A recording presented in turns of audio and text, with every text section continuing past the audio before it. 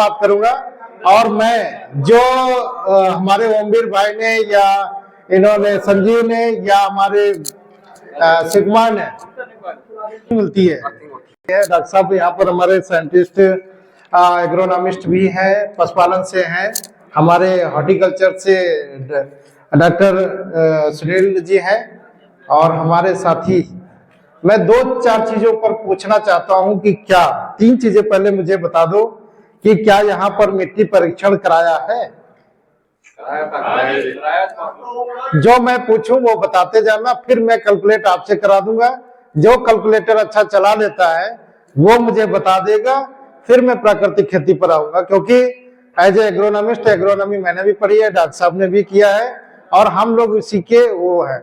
और हम ये नहीं चाहते कि आपका कोई प्राकृतिक खेती करके आपको कहीं पर लगे कि ये नुकसान हो रहा है। मिट्टी का परीक्षण कराया है? किसने किसने देखा है रिजल्ट? ओमवीर सिंह से ही मैं पूछना चाहता हूं कि आप ओमवीर सिंह, आपके यहाँ पीएच कितनी है? ये 7.5 7.5 है। और ऑर्गेनिक कार्बन कितना है? 0.4। 0.4। और ईसी है उसमें, बाकी याद नहीं। कोई बात नहीं। अगर ये 3 चीजें आपके जमीन की अच्छी हैं तो कोई खाद देने की जरूरत नहीं होती है, कोई डीएपी, यूरिया, एनपीके अलग से देने की जरूरत नहीं होगी। आपका पीएच कम से कम 6.5 से 7.5 के बीच होना चाहिए। देख लीजिए, मैं अगर नहीं कराया हो मिट्टी परीक्षण तो करा लेना। 6.5 से 7.5 पीएच हो और तो अच्छी बात है। ऑर्गेनिक कार्बन कितना है? वो 0.4 है, वो भी 1 होना चाहिए। ठीक है। और घट रहा है उसका भी मैं उदाहरण बताऊंगा, जीता जाता है उदाहरण। मैं अभी आपके फील्ड चलूंगा, देखूंगा चना कहाँ बोया है, सरसों कहाँ बोया है। और आपको मैंने बताया तीसरी चीज ईसी, इलेक्ट्रिकल कंडक्टिविटी। मैंने पैर इसलिए मैं इलेक्ट्रिक कंडक्टिविटी अपनी बढ़ा रहा था कि कम हो जाती है कभी कभी। अगर जमीन की इलेक्ट्रिकल कंडक्टिविटी कम है, कितनी कम है? यदि 1 से कम है तो इसका मतलब आपके जमीन में ह्यूमस कम है।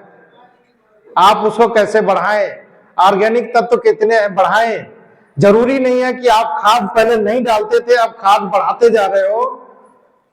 खाद बढ़ाते जा रहे हो नहीं, पहले बिना खाद के डाल रहे थे, अब खाद जैसे जैसे फसल देख कर खाद बढ़ा रहे हैं।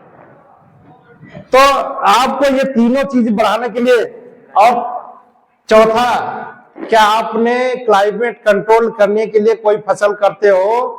एक समय होता है 0 टेम्परेचर जाता है, एक समय होता है पिछले साल हमारा करीब 50-52 तक टेम्परेचर गया। क्या कोई ऐसी फसल लगाते हो जिस पर क्लाइमेट कंट्रोल करने के लिए कोई विधि अपनाते हो क्या? खाद प्रबंधन की बात नहीं करूंगा, जल प्रबंधन की बात नहीं करूंगा, न्यूट्रिएंट मैनेजमेंट की बात अभी नहीं करूंगा। सिर्फ ये 4 चीजों पर मैं पूछना चाह रहा था। तो आपके यहाँ निकल कर ये आया कि सब कुछ कम है। अब कहते हैं खेती हमारी घाटे की सौदा होती जा रही है। मैं जब भी फ्री हूं, अगर आप कोई ऑफर देते हो कि सर आप आपका आइए, मैं आ जाऊंगा।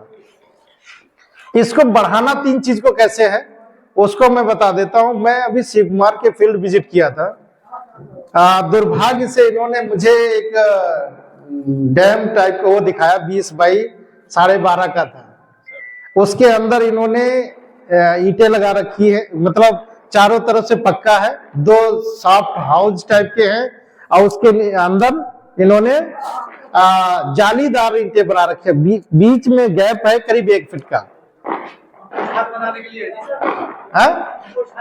और कंपोस्ट खाद बनाने के लिए नहीं है। यही तो चीज है, जिसने बनवाया है, जिसने बनाया है, दोनों को नहीं पता है। मैंने पूछा इसमें क्या किया है, तो कह के इसको करेंगे, इसमें से कुछ निकलेगा, सड़ेगी तो फिर खाद इसको हम पलटेंगे। मैं कहा कि नहीं, जिस संस्था ने आपको दिया है उस संस्था ने ये सोच कर दिया है कि आपके जमीन का ह्यूमस कैसे बढ़ाया जाए। जो आपकी इलेक्ट्रिकल कंडक्टिविटी है ना आपके जमीन की, वो कैसे बढ़ाई जाए। अगर ह्यूमस बढ़ेगा तो बायोमास बढ़ेगा, आपके जमीन की उर्वरा शक्ति ऑटोमेटिक बढ़ेगी। और उसमें करना क्या है ह्यूमस बढ़ाने के लिए?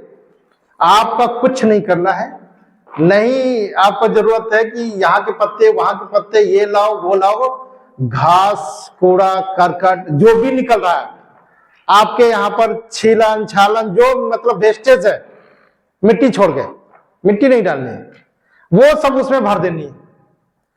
और उसमें 70-30 का रेशियो रखा जाता है।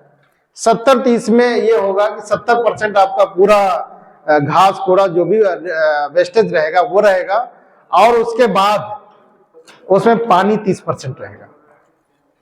अगर आपके कहीं पास गौमूत्र या गुड़ या कुछ बेसन चने का है तो डाल दो, नहीं डालो तब भी कोई बात नहीं। एक इन्होंने तो बड़ा टेक्निकल परमानेंट स्ट्रक्चर बना रखा है, हम उसको नहीं कर सकते, लेकिन हम एक चीज और कर सकते हैं, परमानेंट स्ट्रक्चर ना बनाए और अपने जमीन का ह्यूमस और बायोमास जिसको कहते हैं ऑर्गेनिक ओसी बढ़ाने के लिए क्या कर सकते हैं? उसके लिए आपको एक 500 लीटर का जो आता है ड्रम, प्लास्टिक का चलेगा, 500 लीटर में 70% आप जो भी कूड़ा कचरा, आलू की बन्नी या फिर जो भी मिल जा रहा है आप उसमें डाल दीजिए।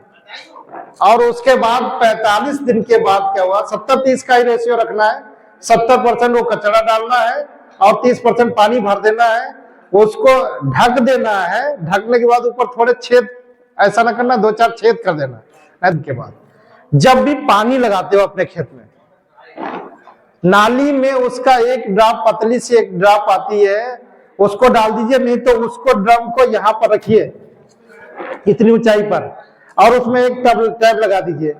और टैब लगा, यहाँ पर है नहीं, उसका आकार बता देता, टैब को बस थोड़ा सा खोल दो, पानी अपने खेत में जाता रहे, पानी आपके खेत में जाता रहेगा। और तो दूर होंगे यहाँ से पानी की टंकी वहीं पे चलाना। अगर जहां पर आपका खेत है वहां पर पानी टंकी रख दो, खेत पे रख दो। अच्छा, अगर स्प्रे, क्योंकि करने की बहुत मेहनत काम है कि हमारे लिए ये सारे काम जो मेहनत वाले हैं वो करना बहुत टफ है। जो लोग पहले मेहनत करते थे उत्पादन बढ़ता था, घटता नहीं था, और हमारी आयु भी बढ़ती थी। तो एक ह्यूमस कंटेंट बढ़ाने के लिए इसका प्रयोग, ये खेती को आगे बढ़ा लेकर ले जा सकते हैं। और एनसीआर में बैठे हुए, एनसीआर में बैठने वाला व्यक्ति अगर दवाई डाल कर खा रहा है। दूसरे एक चीज मैं बताऊं ना कि एक माइक्रोबियल एक्टिविटी बढ़ाने के लिए, एक तो ह्यूमस है, जैसे बढ़ा लोगे आप, ह्यूमस बढ़ते ही आपके जमीन का ऑर्गेनिक कार्बन बढ़ेगा, ऑर्गेनिक कार्बन बढ़ेगा तो आपके खेत में केचुआ आएंगे, मालूम है। और एक केचुआ क्या काम करता है एक साल में? अपने केचुए की बात करता हूं जो भारत इंडियन केचुआ है, उसकी बात नहीं करता हूं जो गोबर खाता है या अमेरिकन केचुआ है, टाइगर वर्म वगैरह कहते हो, वो सब नहीं चाहिए। इंडियन केचुआ जानते हो क्या कैपेसिटी है उसकी? 35,000 मैट्रिक टन मिट्टी पलट देता है एक साल में। एक केचुआ आपके खेत में 35,000 मैट्रिक टन मिट्टी पलट देता है। आप सोचोगे कितनी मेहनत करता है? वो पाला नहीं जाता,